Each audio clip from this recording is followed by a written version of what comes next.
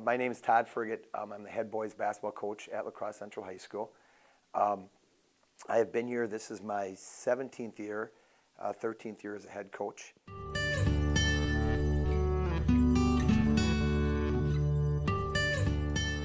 I actually got started right after I graduated from high school. That next year I was already coaching a youth team, and then shortly after I was coaching a middle school team with a contract, and then later high school team. Probably most of the coaching I learned just was through attending clinics really throughout the years, and then identifying people that I thought were really kind of outstanding in the field, and tried to maybe set up one-on-one meetings with them and try to learn as much as I could from them.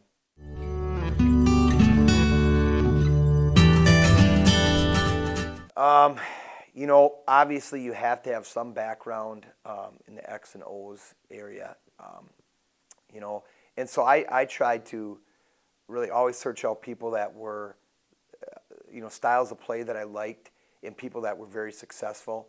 I mean, it's great to like a style of play, but if that style of play doesn't win you a championship, to me, you know, why pursue it then, if that was our ultimate goal?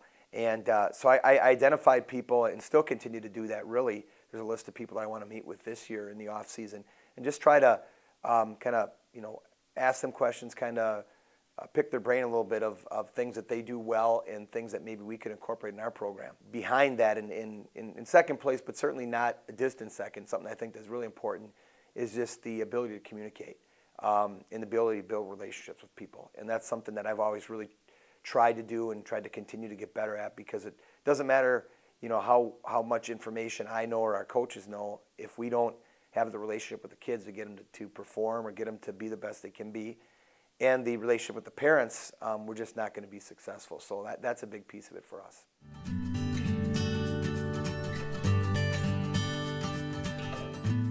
Many, many years of a lot of hard work by the kids. You know, yesterday, Sunday, April, what is that, 23rd maybe? Whatever it was. Okay, probably a lot of guys are probably off, or, you know, a lot of coaches or a lot of coaching staffs. You know, we're not. We had a couple of teams, AU teams, playing this weekend that have a lot of Central kids on, and so we were able to watch them. And if it wasn't me, it was one of my coaches that were watching them. And then we had Spring League that we run, where we have basically our 3rd through 8th grade kids are playing here at Central against other area teams for several weeks here in the spring. And then a lot of those kids also played AU, and so I was able to go down and watch. My son plays on one team, and able to watch like 20 plus of our youth kids playing. So it is a long process to get where we're at, but it's something I can't do just by myself. We got a lot of great coaches, and they really put a lot of time in. So it's kind of a family effort, a group effort here by everybody, and I have great assistant coaches, and so what I try to do is I try to delegate things that, you know, that I know that they're going to do an excellent job of. So I try to identify what are their strengths and try to match up their strengths with things that I need to have done. You know, we have one coach that does a great job with our highlight films. Q does a great job of keeping our inventory, you know, indexed and categorized, and he has things stored away. So Q's very good organization. I have him doing that. I have Coach Podesky does a great job just of connecting with kids and reaching out to certain kids that maybe need a little bit more attention. You know, Coach Colton does a great job in the weight room. So I do delegate, you know, once I identify the strengths of our coaches, I try to say, okay, this is something I think they'd be really good at, and I trust them and I hand it off to them. Now, in terms of what I do, man, it's kind of nonstop. I mean, really, it's virtually, I would say probably every week of the year, probably at least 5 to sometimes 6 to 7 days a week, I'm working on something for basketball in some capacity. And then we have about 2 weeks off in August where I'm kind of, you know, free of that a little bit, where I try to get away. Other than that, it's setting up leagues, it's setting up tournaments, it's connecting with AU teams, trying to figure out schedules of when they're playing so we can go and watch. It's setting up our off-season workout plan. It's setting up shooting programs, which I got to work on later today. So it's nonstop, but it's fun. It's not work to me. It's a passion.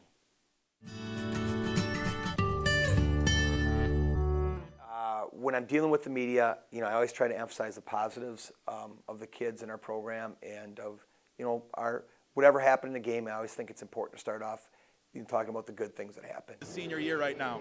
Well, one of the things we talked about is he needed to get stronger, and I think anybody who's seen him play can see the weight room is something that he really focused on this offseason.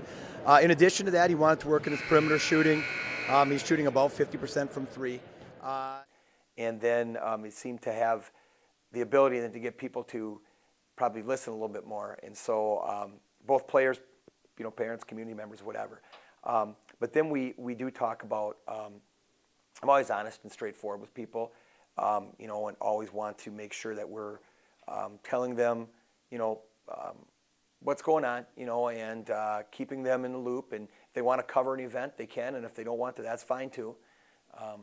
But always honest, straightforward, open. I don't really try to sugarcoat things too much. Just tell it the way it is.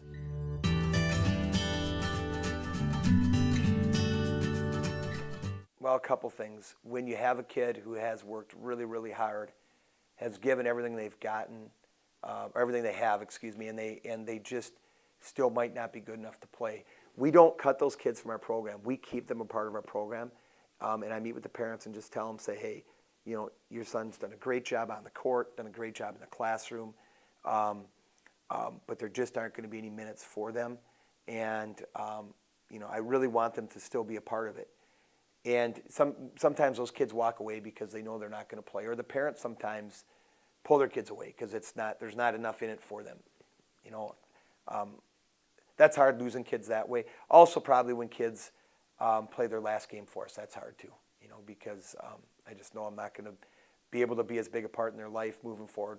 I'm happy for them, bigger and better things ahead, but sad in a way too to know that relationship is, it's still going to be there, but it's just going to not be as constant as it was before.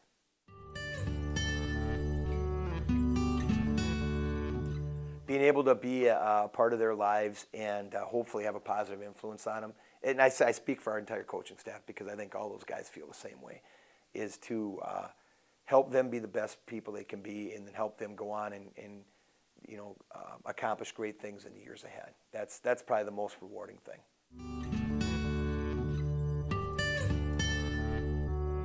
And so I would just say make sure you're in it for the right reasons, number one. Make sure that you have a passion, that you don't shortchange the kids. And make sure that you are using it to help the kids be the best people they can be. I think in society today we have too many things going on where we are negative towards people, or we're attacking of people because of their race, their religious beliefs, whatever the case may be. And so I just try to, in our program, try to just say, hey, that's not who we are. You can be a good person and do the right things, and great things can still happen for you. You don't have to step on other people too. So I would just suggest, use it as a tool, as a vehicle to help these kids be the best people they can be long term. We need as many good people that are in it for the right reasons as we can, because I think in a lot of ways we're kind of the last bastion of defense here, of doing good, doing things the right way for the right reasons. And the other thing is kids really, if a kid's involved, whatever sport it might be, ours is basketball. If that's a passion for them, you really can use that as leverage to get them to do those other things in the classroom, in the community, that will help them be not only the best they can be now, but in the future. And so we just need as many people out there that are willing to do that as we can. So I'd encourage. Tell you what, you're not going to get rich, at least coaching high school certainly, monetarily, but you're going to get rich in a lot of other ways that I think are more important. Guys, I want you to borrow these later. 1, 2, 3.